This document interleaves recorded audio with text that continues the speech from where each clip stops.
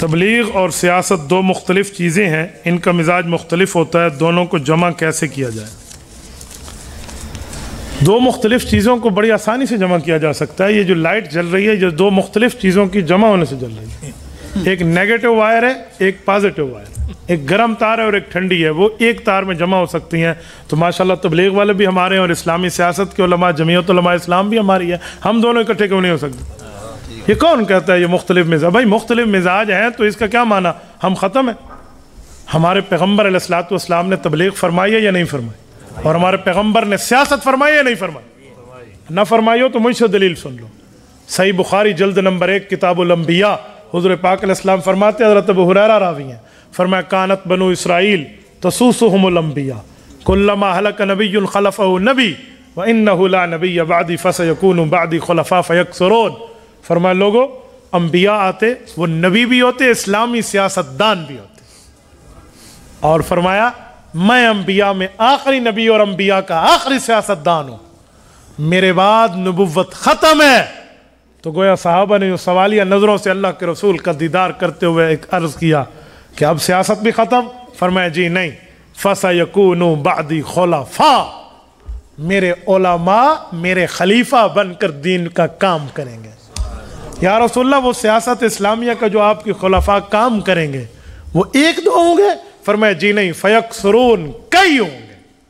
तो हुजूर ने सियासत भी बताई है, पैगम्बर अलैहिस्सलाम ने तजवीद पढ़ाई है, तदरीस की है, तालीम दी है, तसव्वुफ दिया है, तबलीग दी है, सियासत भी दी है। याद रख, मैं रायवंड में अपने 4 माह के दौरान हज़रत हाजी अब्दुल वहाब, अल्लाह इसकी कब्र पे करोड़ों अरबों रहमत नाज़िल फरमाए, हज़रत मौलाना जमशेद अली ख़ान रहमहुल्लाह, इन दोनों की खिदमत में रहा हूँ। और मौलाना जमशेद रहमहुल्लाह से हमारा बड़ा प्यार रहा है। मैं अभी उनकी ख़त्म बुखारी की तकरीब में होकर आया हूँ, दारुल टंडो अल्लाह यार में हज़रत मौलाना जमशेद साहब के सामने घर है, उनके मदरसे में। खालिसतन मैंने सिंध का सफ़र सिर्फ़ एक ख़त्म बुखारी की तकरीब में किया, और वहाँ मुहद्दिस जलील अल्लामा मौलाना ज़फ़र अहमद उस्मानी रहमहुल्लाह के शगीर शेखुल हदीस मौलाना अब्दुल्ला मौजूद थे। तो मेरे दोस्तों, बिल्कुल हज़रत मौलाना जमशेद साहब के सामने घर है। मैं इन दो बुज़ुर्गों की वो बात नकल कर रहा हूँ जो इनके बयानात सुनते हैं वो ये बात जानते हैं। और आपको याद आ जाएगा कि हज़रत ये फरमाते थे लोगों, अगर आपको निजात चाहिए तो पूरे दीन पर अमल करो। फरमाते थे अधूरे दीन पर अमल में कोई निजात नहीं है, पूरे दीन पर अमल में निजात है। तो पूरे दीन में जहाँ तबलीग है, तदरीस है, तजवीद है, तसव्वुफ है, खानकाह है, मदरसा और मस्जिद है, तो इस्लामी सियासत भी है। बल्कि मैं आपकी खिदमत में आज मैं एक क्लिप सुन रहा था, शेखुल हदीस व तफसीर फ़कीह वक़्त मौलाना मुफ्ती मोहम्मद ज़रवली ख़ान, अल्लाह इसकी कब्र पे करोड़ों अरबों रहमत नाज़िल फरमाए, ज़रवली था, ऐसा जुमला फरमाया, यही हदीस पढ़ी और पढ़ के कहा कि मैं तुम्हें एक बात कहता हूँ, हमारी तदरीस के मैदान में मुदर्रिस से कहीं बेहतर जमीयत उलमा इस्लाम का वो सियासी आलिम है जो असम्बली में बैठ कर दीन की खिदमत कर रहा है, मुफ्ती ज़रवली ख़ान रहमहुल्लाह के लफ्ज़। और फरमाने लगे कि मैं जो सही बुखारी का यहाँ सबक पढ़ाता हूँ, तो मैंने मौलाना फजलुर रहमान दामत बरकातुहुम कायद मिल्लत इस्लामिया को कहा है कि उधर वाली तकरीर का सवाब मुझे दे दो और ये वाला मुझसे ले लो। मुफ्ती ज़रवली ख़ान, मजाक है कोई अपनी नेकी का यूँ तबादला करे? मुझे बताएं क्यों? उसकी भी वजह है। मुफ्ती ज़रवली ख़ान रहमतुल्लाह ने अकीदत में बात सिर्फ नहीं की, कुव्वत दलील पे की है। वो दलील क्या है? आओ मैं दलील अर्ज करता हूँ। अफ़ज़लु जिहादिन कलिमतु हक़्क़िन इंद सुल्तानिन जाइर, फरमाया एक जिहाद है, एक अफजल जिहाद है। जो अफजल जिहाद है वो ये है कि हुक्मरान वक़्त जो जालिम हो उसकी आंखों में आंखें डालकर हक की बात करना। और रब ने अल्लाह के फजल से जमीयत उलमा इस्लाम को, हमारी क़यादत को, मौलाना मुफ्ती महमूद रहमहुल्लाह को, मौलाना शेखुल हदीस अब्दुल हक रहमहुल्लाह को, मौलाना अब्दुल्ला दरखास्ती रहमहुल्लाह को, मौलाना गुलाम गौस हज़ारवी रहमहुल्लाह को, और मौजूदा दौर में कायद मिल्लत इस्लामिया मौलाना फजलुर रहमान दामत बरकातुहुम और इनकी जुमला जमात को ये सआदत दी है कि सुल्तान वक़्त जायर और जालिम की आंखों में आंख डाल के बात करना कहते किसे?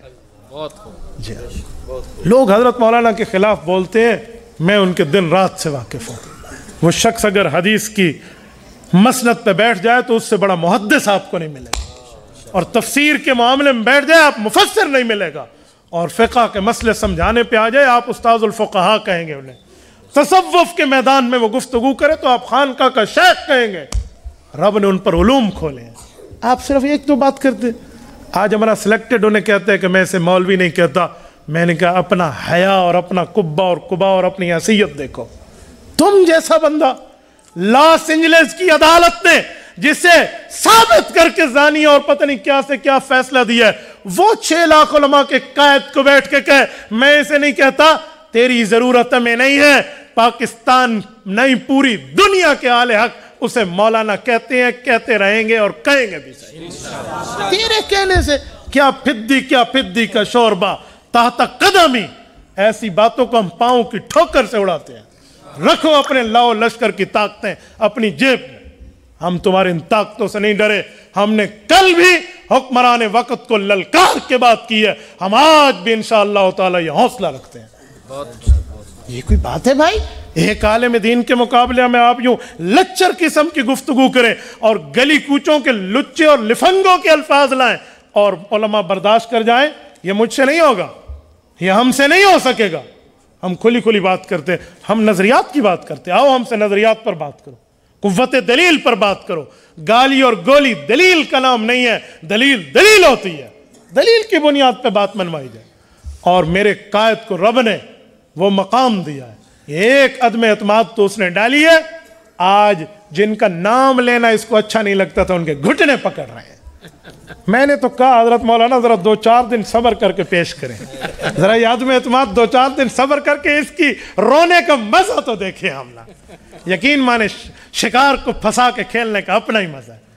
आज मुझे एक बंदा कह रहा था, उन्होंने कहा हर जगह ऐन इसको पसंद है, अपने नाम में ऐन है, पंजाब के वजीर आला के नाम में ऐन है, सदर के नाम में ऐन है, हर जगह इसमें ऐन।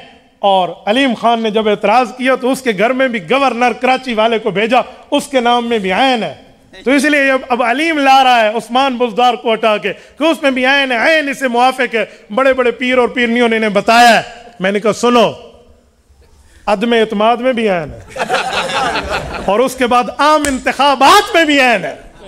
जी हाँ, आप ऐन को देख कर बैठे हो, आपको उलमा से गुफ्तगू पता नहीं है। और मेरे दोस्तों, हमारे जमीयत उलमा इस्लाम को रब ने यह ताकत दी है। मैं 2 सैयदजादों की बात करता हूँ। अमीर शरीयत सैयद अताउल्लाह शाह बुखारी रहमहुल्लाह, कौन होगा जो इससे वाकिफ नहीं है।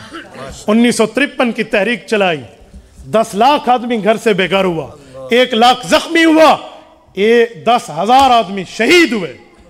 उस हमें तारीख में इखलास पर कोई शक नहीं है, लेकिन उस तहरीक के नतीजे में कानून नहीं बन सका। जब एक और सैयद आया, मुहद्दिस जलील अल्लामा सैयद यूसुफ बिन नूरी रहमतुल्लाह, उसने 1974 में जो तहरीक चलाई, कानून बन गया। वजह हजरत बुखारी रहमतुल्लाह के वक्त तदरीस की पावर थी, तालीम की थी, तजवीद की थी, तसव्वुफ की थी, तबलीग की थी, मदारिस और मसाजिद की थी। इस्लामी सियासत में उस वक्त उलमा का किरदार नहीं था। और जब मुहद्दिस यूसुफ बिन नूरी रहमतुल्लाह का दौर आया तो तबलीगी जमात तो वैसे साथ, मदरसों वाले वैसे साथ, तदरीस वाले वैसे साथ, मदारिस मसाजिद वाले और तसव्वुफ की खानकाएं वैसे साथ। अब सियासी कुव्वत भी असम्बली में जमीयत उलमा के पास थी। अब कानून बना है। उस वक़्त में बरेलवी, देवबंदी, आले हदीस, तमाम मजहब के नाम लेवा इकट्ठे हुए और कायद मिल्लत इस्लामिया, मुफक्किर इस्लाम मौलाना मुफ्ती महमूद रहमतुल्लाह की क़यादत में उस वक़्त की हुकूमत ने बात मान ली। मेरा पीपल्स पार्टी से इख्तलाफ हो सकता है, आपका हो सकता है, लेकिन जनाब जुल्फ़कार अली भुट्टो, अल्लाह उसकी मग़फ़रत फरमाए, उसने ये काम किया है। मैं सियासत से बालातर होकर इस काम पे उसे आज भी खराज अकीदत पेश करता हूँ। मैं ख़त्म नबूवत के लिए बात कर रहा हूँ, किसी को अच्छी लगे या बुरी लगे, उसने काम किया, हम अच्छा समझते हैं, जो अच्छा समझते हैं फिर हम कहते हैं। तो उस वक़्त जमीयत उलमा की कुव्वत थी, इस्लामी कानून बना है। हम मौलवी पागल नहीं है, हमारे खोपड़ी में भी अकल और भेजा मौजूद है। हम सियासत को इस्लाम समझते हैं जैसे तबलीग को इस्लाम समझते हैं। हम सियासत को इस्लाम समझते हैं जैसे तदरीस को इस्लाम समझते हैं। हम सियासत को इस्लाम समझते हैं जैसे तालीम को, तसव्वुफ व खानकाह को इस्लाम समझते हैं। उलमा पूरी बात करते हैं। तो इसलिए आप मुझे कहें तबलीग और सियासत का मुख्तलिफ मिजाज है, मुख्तलिफ मिजाज है तो ठंडी और गर्म तार जैसे बिजली की एक वायर में इकट्ठी, आप भी इकट्ठे हो जाओ तो फिर देखो अगले को करंट लगता कैसे। कोई मसला नहीं है आपको, ठीक है। उलमा पुरअमन है। मौलाना फजल रहमान दामत बरकातुहुम कराची था इस्लामाबाद आज़ादी मार्च लेकर 2019 में चले हैं, लाखों बंदे साथ हैं। मजाल के एक दुकान का शीशा टूटा हो, एक रोड का गमला टूटा हो, लाहौर की मेट्रो भी चल रही और इस्लामाबाद तक एम्बुलेंसेस को भी रास्ता दिया जा रहा है। उलमा जैसा पुरअमन आप कहां से लाओगे?